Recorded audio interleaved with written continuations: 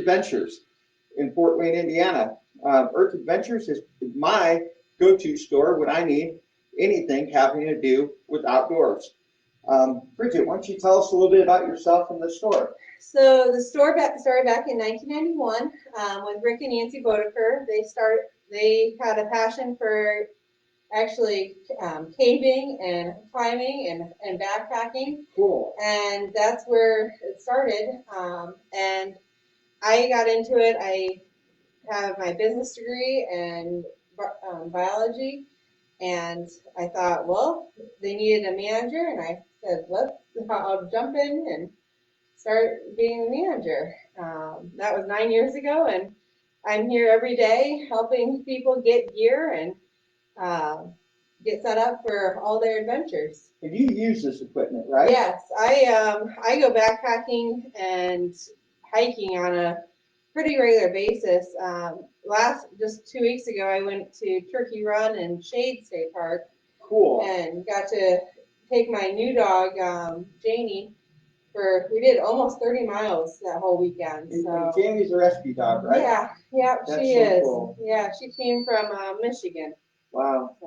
So where's your favorite place you've ever been backpacking? I would have to say Isle Royale National Park up in Lake Superior, up in it's a Michigan state park, national park. But, it's a national park. Yeah, part of the national forest system. Yes, it is. I was just on Grand Island in Lake Superior a few weeks ago, and it's, so beautiful. What can we say? Yeah, it's totally worth the drive. Well, everybody, welcome to Earth Adventures. We want to, I'm a bikepacker. She's a backpacker. She knows tents. She knows shelter. I know my tent, and so I'm going to show you my stuff, and then we're going to go to Bridget, and we're going to ask questions. We're going to have a good time. And everybody who's joining us, thank you so much. And let me show you what I've got. So I use a Big Agnes HL2 HL2, which is a Fly Creek tent.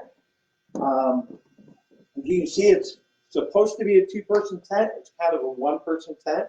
It's kind of freestanding. One of the things that needs to happen to make it freestanding is you have to tent stake this part right here. And you could put a rock. It doesn't work very well without it. The one thing I really like about this tent, though, is if the wind was coming from the direction of the camera, I can put the tent like this, and the wind can go directly over it, and it seems to help things be a little more stable. But then you hope that you have a nice level place to camp at. We're going to move my tent out of the way. Let Bridget talk about what she has. So this is we're getting low on tents, but I actually brought in. This is my personal Hubba tent. I've had this one for 13 years. It has held up very well. It does a great job. MSR has a DAC aluminum pole system, and it's very durable. It takes a beating with the wind and rain. I've slept through. I was down at Gilboa Quarry scuba diving, and I slept through a terrible thunderstorm, not even knowing it existed, to wake up the next day and my tent was all nice and dry. The new version of the MSR Hubba, there's a Hubba, Mother Hubba, and Papa Hubba.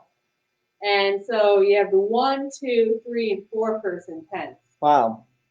And the new series, they just redesigned it last year.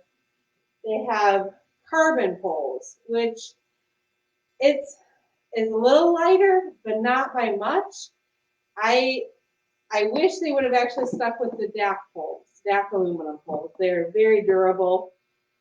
So there are other options in the MSR family that we can get still in the DAC aluminum poles with the lighter weight. So real quick, how much more is the option to have carbon poles versus aluminum poles? They're actually, so the Hubba is now in at, it was at $379, now it's $399. So this tent over here is the Hubba? Yeah. This one right here? And that is a one-person tent? And it weighs in at 2 pounds, 7 ounces. Can I crawl in it? Yeah, All go right. right ahead. Let's see how big my 6'2" is. You gotta love a side entry tent. Very roomy. And this is a one-person tent? you said? Yes. And then it has a nice vestibule that you can put your gear in it. So it's, yeah, it expands right here. Fantastic. And you stake it out right here. Okay. And then you have a whole triangle of for room for your gear. That's pretty big. That's bigger than what I have in my Big Aggie.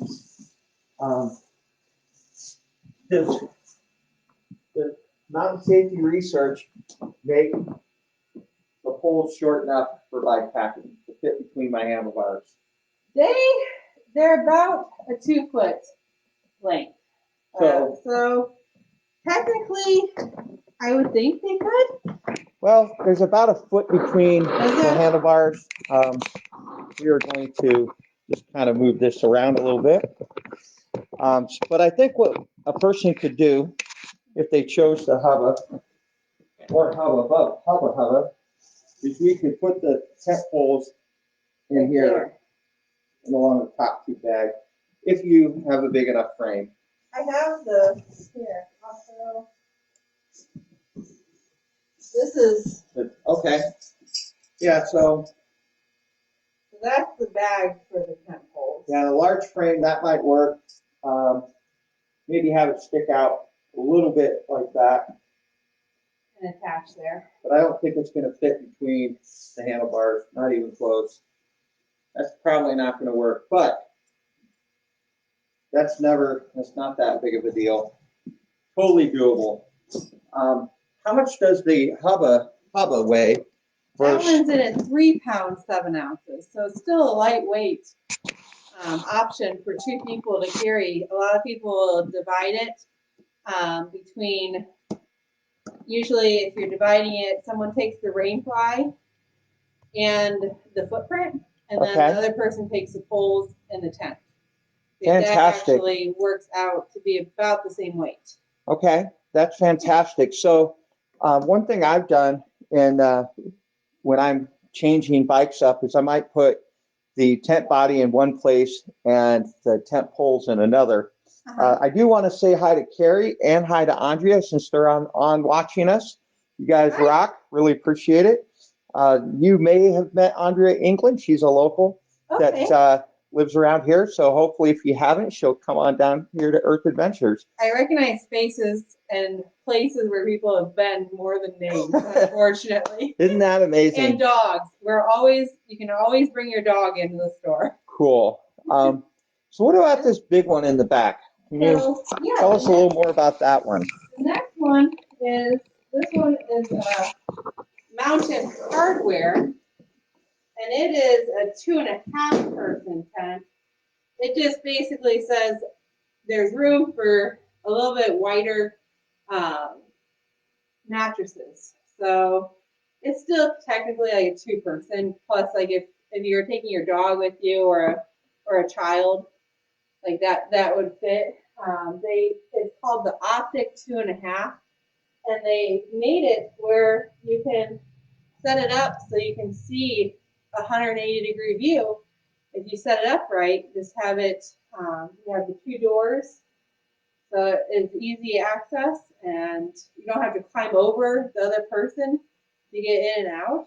So that's really well engineered. And this is still the DAC aluminum poles that we love. And yeah, we try and have durable tents that you're not going to have to buy one every 3 or 4 years. You're going to have it for the rest of your life. So you said you had this Hubba tent for how long? 13 years. And how many nights would you say that you've camped in that? I would say at least, oh geez, 50, if not more. Okay. What would you say the average life expectancy of a tent is put away and cared for? What would you, how many? Actually, this is a good, John and Lene Abnett, they are, they're actually kayakers, and they kayaked from here up in the Wabash River all the way down to the Gulf of Mexico, Mississippi. They took the Hubba Hubba and they used it every night of their journey. And the only thing that ever happened was they needed to get the one zipper rethreaded. And Wow. MSR did that. So it was great. And how many days did that take them to do? I think it actually took them about 3 months. Wow. Okay. So it was a long journey of unpacking, packing, like setting up every night. So that was, I would say, you'd get a good life out of it. So I've used my Big Agnes Flycrete for more than 100 nights. I used it on 100 consecutive days of bike packing. Yeah. It's not really showing a lot of wear other than the dirt, and I'm not exactly certain how to wash my tent. So what would I do to wash my tent?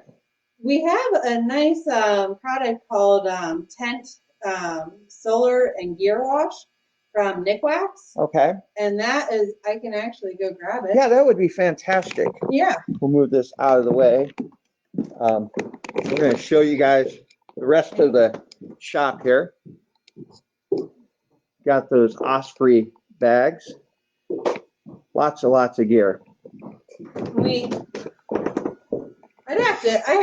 I'm now that you actually asked how many nights I've actually camped in it, I kind of want to add it all up because I really don't know. I go on trips quite often, so it's like, oh, I wonder what it actually came to. So this is Tent and Gear Solar Proof, and that is that would be used after you wash it. So that's the Tent and Gear Wash from Nikwax. So is it a two-step process? Yes. So you'd use this one first, and then you'd use that one. So let's talk about this. Can we back up just a little? We'll take this. Yeah. So here I am. I have my tent and all of this gear. Obviously, I'm not going to wash it with the poles in place. No. So am I doing this on a picnic table? Am I breaking out the... You would... how am I doing this? So you would be spraying down the tent with this first in a tub. So you take a tub, fill it with warm water, and it says, actually, this one, there's a couple of different options. You can set up the tent completely with the poles intact. Okay. And then spray it on, or you can also do in the tub. Okay. Yeah. So is this like safe to use in my bathtub? I would use it in a vented area. Okay. Yeah, I would use it outside. All right. Yeah, because any type of product like Nikwax is really good for using it on. There's down wash, there's wool wash, there's all these different ones that you can use in your washer. Okay. But sometimes it's nice to have it in a more vented area. All right. Yeah. So we have Max and we have B Green, who both have joined us. Yeah. B asks, what's the best way to store a tent? Oh, I'll show you. So they make, like MSR makes this one. It's called the Duffel and it's mesh. It's well vented, so there's my rain fly for the hubba. And we just got back from Turkey Run, and so I still had I had this mat in here for my dog used it because I wanted to cover the floor for her and have a better, but it's a nice big duffel. So the bigger you can store it, the better. So you're saying that this Relevate bag is totally waterproof and not gonna breathe, might not be the best way to cram it all in here? To store it, like, yeah, unless you're with you biking and using your tent, that's good. Put it in there, but I wouldn't recommend to store it like when you're not using it. Okay, so like, if I'm gonna take a couple of weeks off, I should take this out and put it in a mesh bag? Yeah, Okay, or like a pillow, like if you have an spare pillowcase, or like just something where it can breathe better. okay, And you also don't want to store tents in any heated areas, like an attic, because it'll actually get the waterproof membrane will actually get sticky and attach to itself. oh, wow. So if you store it just like in your house, like in your front hall closet, or like your gear closet. I know a lot of people do have gear closets, so. You know, But- I'm starting to get that way. Right? So back then to, you mentioned about the waterproof stuff sticking Yeah. together, back to washing the tent. Uh-huh. After we wash the tent, and how do I dry it out? So then you would set it back up Okay, and let it air dry. Set it up outside so the wind will dry it out. all right, so now that we got it dry, Uh-huh. that stuff that you have, this stuff, Yeah, for, the solar proof. yeah, tell us more about that. So this one you're gonna spray it on and wipe it in, and you'll let it set on for a little bit, and then you're gonna rub off the excess. And I So- rub it on with what? A rag. Okay, so back to this tent, since we, again, used this for well more than 100 nights. Uh-huh. Do I set this up and flip it upside down and do the whole bottom? Or do I only do the parts that are above the ground? You would actually, with the solar proof, you would do the outside of the fly, Oh, okay. because that's where the solar is gonna hit. What about using it with the tent without the fly Then you could put it on on this part Yeah. here, but not not on the mesh. not on the mesh, but all of this stuff? Yeah, Because, if I can get away with not using the fly, right. I Then you want do. to. Yeah, Okay. absolutely want to. There you go. The stars are stunningly beautiful. They are. Okay, so let's see what else people are talking about here, asking their questions before we move on. We have, let's see here. So Max said, try it out first to be. So this is a great question by Carrie, which those of you who don't know Carrie, she is a badass gravel cyclist in the Nice. Midwest. Oh my God, she goes out there, knocks down all the gravel challenges. But Oh, wow. She wants to know is if washing the tent is going to take away the factory protectant. It shouldn't. So this is adding to the factory. You wouldn't want to, if it's still not, if it's not leaking or anything, then you wouldn't want to do anything. But like the wash won't take away any factory. Okay. Yeah. So we're talking about tents, we're talking about all this gear. One thing we haven't talked about that people have asked often is hammocks. Oh, yes. What can you tell me about a hammock? So we love Hennessy hammocks. They are well made, all in one. So this whole bag has your complete shelter in it. It comes with your rain fly. It comes with your hammock. The bug net is actually sewn onto the hammock.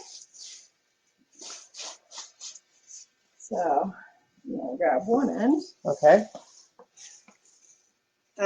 And then you have the guideline that these are for tying it out, but you have, So this goes around the tree? yes. Not that people can see me because they can see Yeah, you. okay. Okay. Yeah, so that goes around the tree. This is called the Hyperlite Asymmetrical Zip. So it actually has a zipper entry. but there's other ones that have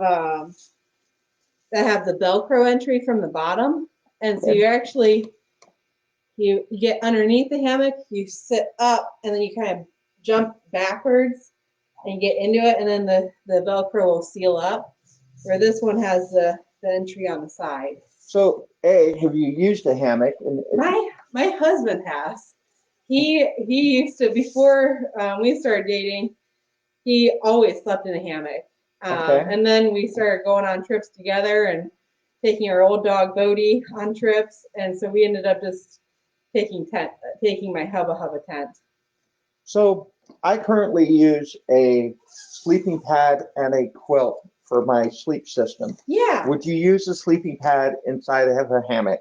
A sleeping pad will help insulate you because in a hammock you get a lot of wind going underneath you, and that actually it is very cold. So you want to put an underquilt underneath the hammock to insulate where your body weight isn't actually on it, because when your body weight is on anything, it's actually taking away the insulation. So they putting an underquilt on the underside of the hammock will actually insulate you from below. So if you're talking about using the quilt that I currently have, yes, and then getting another piece of gear called an underquilt, yes, do I not use a sleeping pad if I'm using an underquilt, or do I need the sleeping pad also? You actually probably, depending on during the summer, you wouldn't need a sleeping pad. Okay. Or you could use a sleeping pad and not use the underquilt. So what about the temperatures of, say, between 30 and 40 degrees of a mountain style? I would highly recommend sleeping quilt and a sleeping pad. Okay.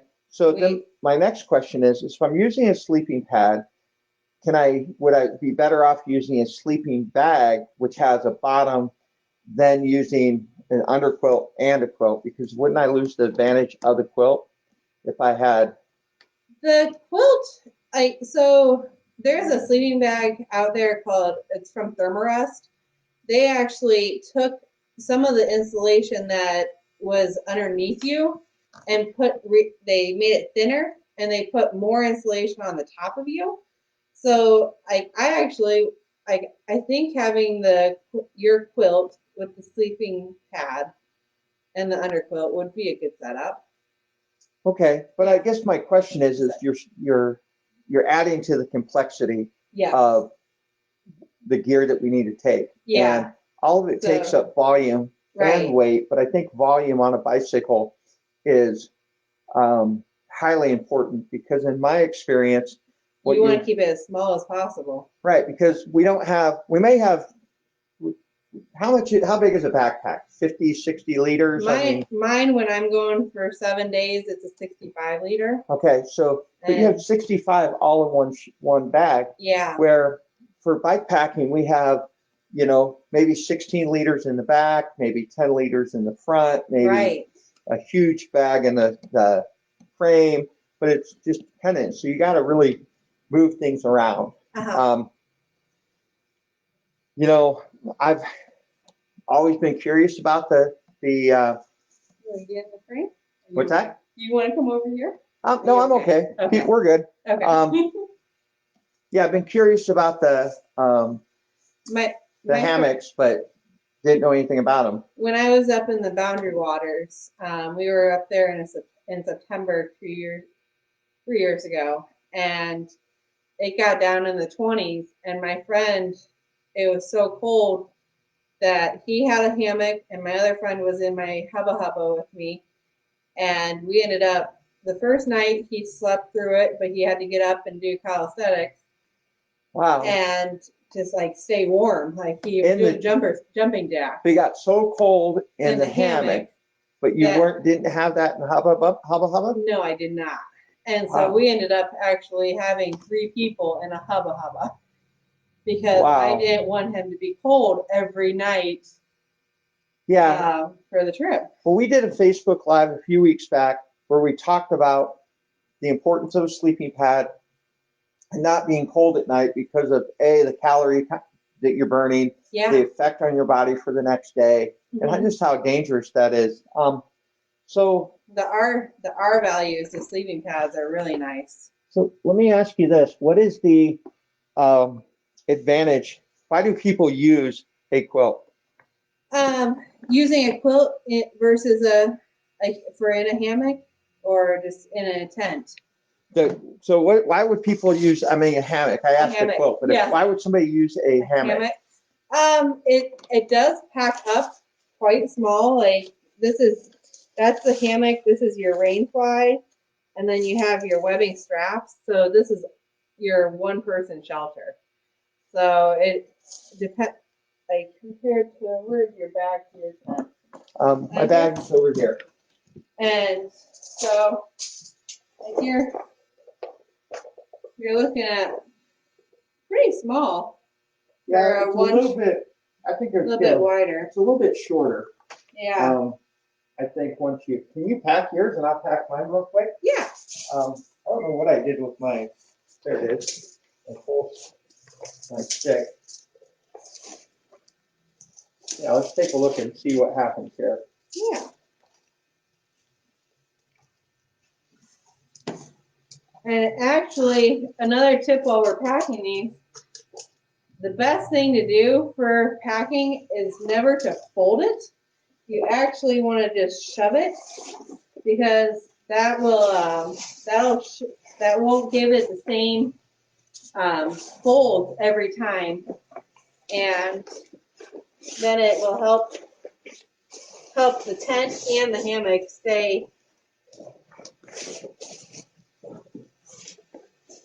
and have good integrity. That's a great tip. Thank you. Uh-huh. Notice she's faster at this than I am.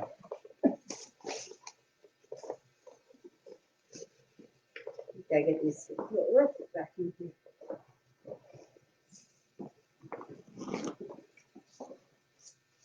Anytime anyone ever wants to come in and see any tents or hammocks, we always pull them out and set them up. So I have a lot of practice from in the store and going out.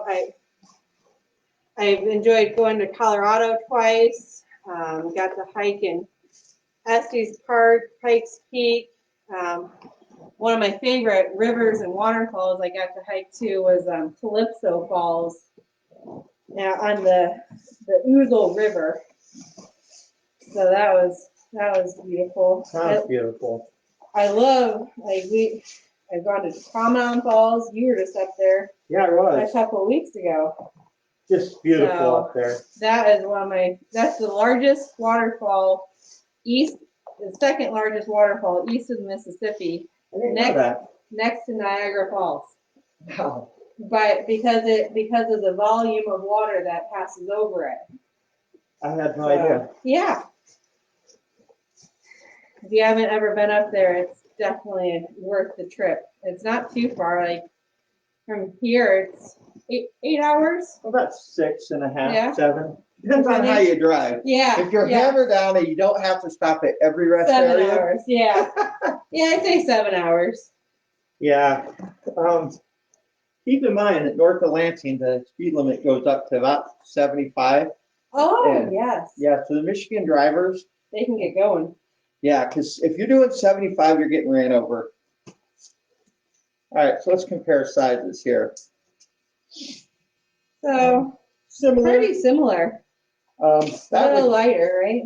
Yeah, and I brought my salsa cut or my Diverge today, just because that's what I'm going to ride later. Can you turn that to face the bike just a little bit? Thank you. So I think that both of these, like I don't have a fork mount on my bike, but if I wanted to use one, I would call up Joe Stiller at Bar Yak, and I say, hey Joe, send me the Bar Yak mule, and that could fit right there. And I think that this would fit right here. I also am noticing right off that will fit in here. You could use the Rebel 8 pronghorn bag that would fit in here. You could probably mix that in with the quilt also while you're at it. Here you asked where you put your gear for the hammock, I think. Yeah.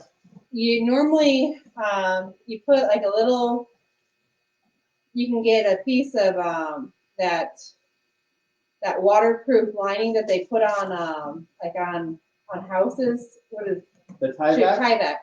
Get a square little piece, put your gear underneath that, and you angle the rain fly down, and so it protects. You put your gear right underneath the hammock, Oh, and it would cool. protect it from any rain or dew or anything that would.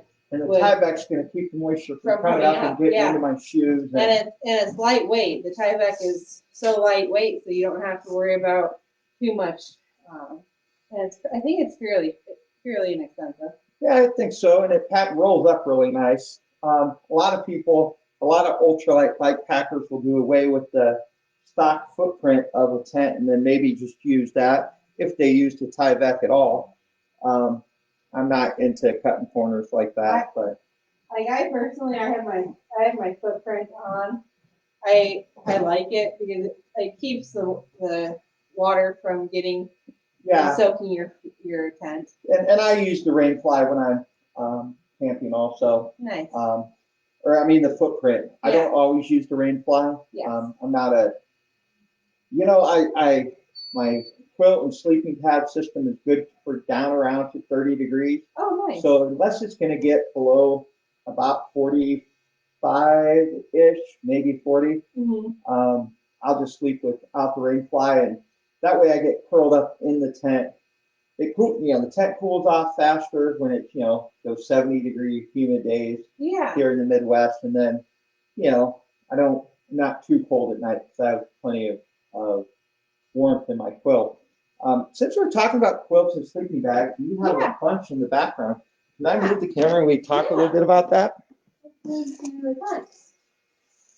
Hey, Jennifer. Hi. Love you, girl. I'm going to move the sleeping pad or the camera, and we're going to go back here. So we have the we do carry down tents or down sleeping bags. This one is a 15-degree down, and then we have a 30-degree down. I just until recently I used to think that I was allergic to down, and I wanted to test it out, and so I took last year. I took a down bag with me up to Pattison State Park up in Wisconsin, and I was fine. I didn't have a bloody nose, which was that was the side effect of what I used to be allergic to down when I was a kid. Oh wow. Yeah, so I think they've come out with over the 30 years from when I was a kid to now. I think they've cleaned the down better, and so I don't have that allergen anymore. Wow, that's so cool. But I took my 15-degree. I have a 15-degree Ultra Lamina 15 from Mountain Hardwear. It's a synthetic. It's one of the lighter weight synthetics. It's similar to this one. This is the Mountain Hardwear Lamina now, and so now I have the down and the synthetic, and so I took the down with me to Turkey Run, and I loved it too. And it kept me. The coldest temp there was 34 degrees Friday night. So. Now, what type of sleeping pad do you use with that particular style sleeping bag? I love the Neo Air Trekker. It's an air mattress.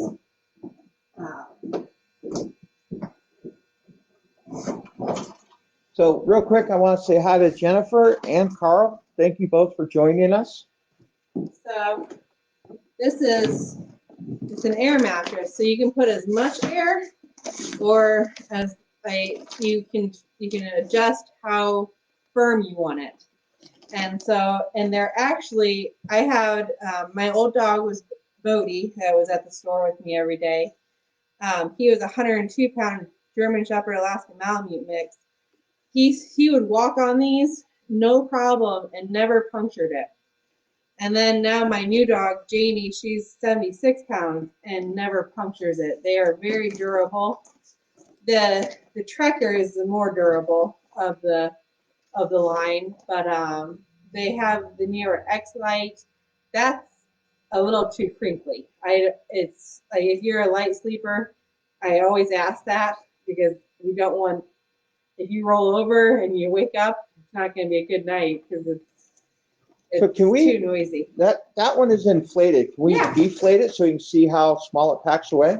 Actually, I think I have one packed up. Okay, cool. This one, yeah. This one is the large, so it'll be. But that's Okay. So let's pretty. gonna move the bike a little bit. We're gonna hand it in here. You remove the tent. Nope, we're gonna just kind of move the camera in with the bike. There you go. So here's the bike, and as you can see, just giving an idea, these are 42 millimeter handlebars with no flare. So if you use a cow chipper, bike packing style, gravel style, you need a little bit of room. But yeah, this would fit in a Relevate pronghorn, along with, I think if you pack these two together, you could get both of them in here. It'd be a little tight, probably. I don't know. That's interesting. Thank you. You're welcome. Still not sold on the whole idea of a quilt. Or the sleeping pad. Or a hammock. Hammock. Of a hammock. Yes. I've got quilts on the brain, people. Sorry about that. Unfortunately, we have hammocks and some people love using them, but you can see I love tents too. So Yeah. So it's not a bad thing. Yeah. Again, thank you so much for doing this with us today. Oh, anytime. So Brad Smith wants to know what is a great, compact, light bike packing tent.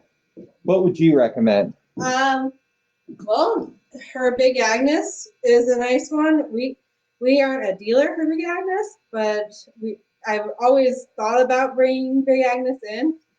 But MSR, the Hubba is a nice series, and that would be a one person. So I'm going to step into the camera with you. One thing I noticed just about the Hubba tents, besides the poles aren't quite as small as Big Agnes's Fly Creek, and there's they have another one that's a side entry that I don't know the name of off the top of my head. I'd have to look it up. But Big Agnes came out with their short sticks, and if you buy, for example, Big Agnes Fly Creek tent, but it's not the bike packing version, you're going to get the length of poles that are similar to the Hubba. And as far as I know, currently you can't buy just the short sticks to change your backpacking tent into a bike packing tent. But the one thing I noticed is the one person, not research, Hubba is as big as, or as much volume, much room inside as my HL2 Fly Creek for Big Agnes. My friend Deb Rose uses a Fly Creek 1, mine's an HL2, and so their Big Agnes is one person is smaller.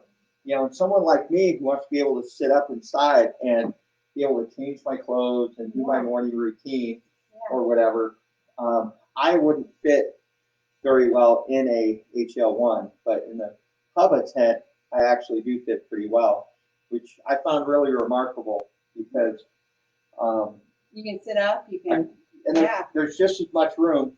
But again, the poles are what I personally would shy away from because it's a little longer. Yeah, that would be an issue. But maybe we can get a hold of Not Research and they can say, hey, we're going to solve that problem. Yeah. And get a new dimensions for bike packing. Right, exactly. Yeah. Because that Hubba tent, it's got the side entry. Can we go back to the Hubba for a second? We're going to step back over here. And come back over here. Does the Hubba tent, we're going to look up the Big Agnes tent here in a second.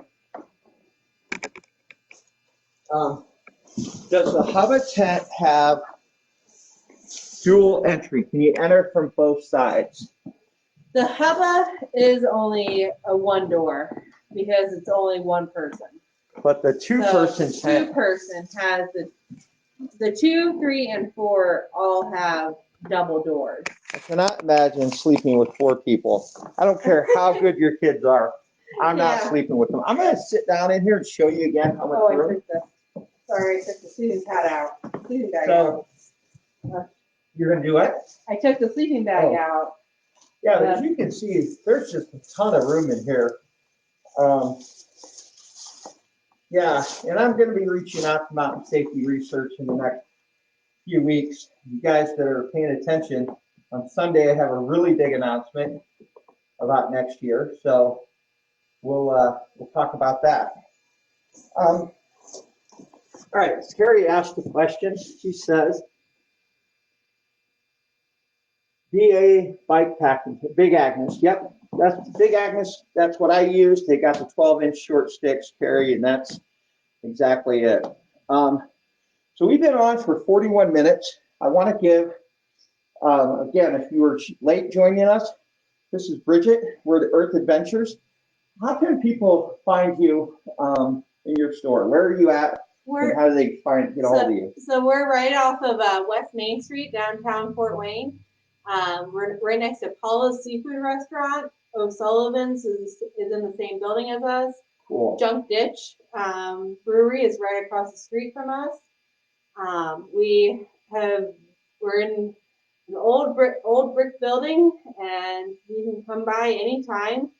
I'm here so we are going to our winter hours next week, which is Tuesday through Friday is 10 to 5 and Saturday 10 to 4. Cool. But I'm here all the time, and you can come and stop by and say hi. I have a Keurig that you can have some tea or coffee with me, and cool. Yeah, just visit. So Carrie's out in Nebraska. If Carrie wanted to get a hold of you, how would Carrie find you? On Facebook or our website, or even, we don't sell online. Okay. We haven't. I'm the owners own the store, but I kind of do everything. But I do have a couple Saturday employees that do a great job when I need a Saturday off to Cool. go backpacking. Yeah, that's important. But yeah, what she could do is go on Facebook, and we're pretty active on Facebook. Now, she just called you up and said, hey, You want this? would you ship it to her in Yeah. Nebraska? Yeah, I would. How about Max in Seattle? Would you ship to Max in Seattle? Yes. Anywhere. So basically, people want your knowledge, they can just call you up and you'll give them personal service, the same service you give me. Exactly. That's so fantastic. Thank you. Again, I'm going to give a panoramic view of the shop again. Going to check to see if anybody has any more questions. There's a couple. So looks like Brenda checked in here. She says, so she wants to know the difference between a Hubba and Big Agnes. Josh Meyer says he loves his MSR gear, Mountain Safety Research. I love their gear. Again, I think the biggest difference between Big Agnes and Mountain Safety Research, the materials are similar. For me, the biggest difference is the length of the poles. The Mountain Safety Research is definitely more volume. It's bigger, so that's also going to pack down. I would say this one-person tent is going to pack down to about the same size as my two-person tent from Big Agnes. But again, the volume is similar. The poles are going to be just kind of a little bit different. And Jeff said one more thing, so we're going to take a look at what he said. He says Earth Adventures is the best. I totally agree. This is the bag for the MSR Hubba. Yeah. And as you can see, that's about the same size as the Relevate bag that we were showing you earlier. And when I'm packing up for a backpacking trip, I take the poles out of this Okay. and shove the tent into a small little small stuff sack Okay. or compression sack, and it gets very small. So does the Hubba come with a sack just for the poles? Yes. Okay. Yeah. The one thing I've done with the big Agnes poles, which also have their own stuff sack, in the big Agnes bike packing tents, they come in a sack that you could literally mount just to your handlebars. I don't personally use that because I mount it slightly different. But you know, one thing having a stuff sack like this is you can put your poles in here and then put them along your top tube. You can strap them to your back trunk bag. A lot of people do that. There's so many ways that you can get if you want to use a Hubba for say a Fly Creek or another big Agnes tent. Don't let the length of the poles be the sole decision for you because that's not. You can usually find spots. Yeah, it's pretty easy to find a spot on a bag or on a bike or whatever. We're going to check to see if there's any more questions. We don't want to cut anybody off. Looks to be about all the questions. Let me give a quick view, another view. Bridget, is there anything else you want to tell people about your store? Well, we actually are having a Halloween sale. Today, Thursday, Friday, and Saturday. We have The camera, the mic's over there. When you can come in and you can pick a ball out and you'll actually get 15 possibility of 15, 20, or 25% off. Oh, wow. Thursday, Friday, and Saturday. And you have a loyalty program also, yes, right? we do. I just started it. I didn't really got to experience it. I did. So we it's pretty easy when you buy something, the receipt prints out and it tells you about how many points you've earned. For every 100 points you earn, you get $10 off to use at the store.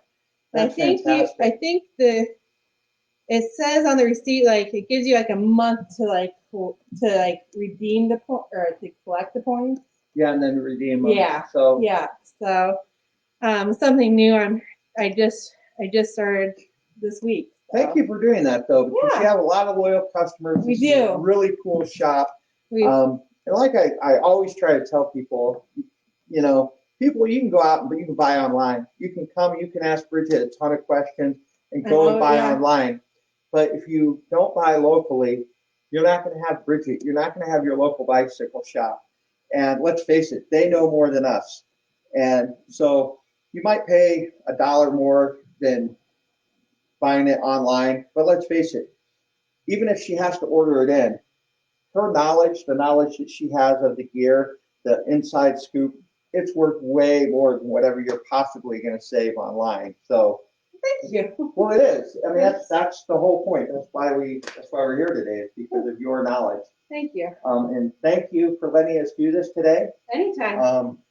Totally. I'm just grateful that you let us use your shop like this. Thanks for seeing and staying with us and coming in. Thank you. So one last question. I see all these kayaks and stuff on the wall. We rent kayaks and canoes. Oh, cool. And we also sell them. This year was an absolute whirlwind. We actually sold out of all our boats. Wow. Yes, we never ever had that happen. So if I wanted to rent a kayak, so I would like to do more kayaking in 2021. A couple of people have suggested that I race across the Missouri River in a kayak. Oh, that'd be great. That would be really cool, but I'm not an experienced kayaker. But let's say I want to get my first experience and I drive my car over here. Mm-hmm. I don't own a pickup truck. How do I get that kayak to the river that's about a quarter of a mile away? We have foam blocks, and sometimes people are like, I make sure that everything is secured and I make sure everything will not fall off your car. Cool. Because we actually, with the city of Fort Wayne, we are so lucky to have all this river access, and you can put in any public access site. That's awesome. you can take the kayak to and put in and paddle. That is So, fantastic. so we make sure when you rent from us that the kayak or canoe is secure and you don't have to worry about it. Fantastic. Bridget, again, I cannot say thank you enough for letting us do this. I'm going to check one last time, make sure we don't have any more questions. And I'm actually getting fish in hopefully by next week. So we'll have a fish naming contest because I'm setting up a whole aquarium in the back of the store. Wow, what kind of fish? Some goldfish. Okay, cool. Because the store stays a little cooler during the winter, so I didn't want to have tropical fish in here. Okay. And they get too cold for them, even with the heater. Well, I vote that we name the fish Icky Icky Tambu, Non-Seri Andrew, Harry Perry, Fish Perry Pond, Icky Non Mama Board. There you go. We will put that in there. With that, we're going to sign off. Everybody, thank you so much for joining us on Facebook Live, Bikepacking with Kimberly. I'm Kimberly Byers. I just want to empower you to exceed your own expectations of yourself. Ta-ta for now.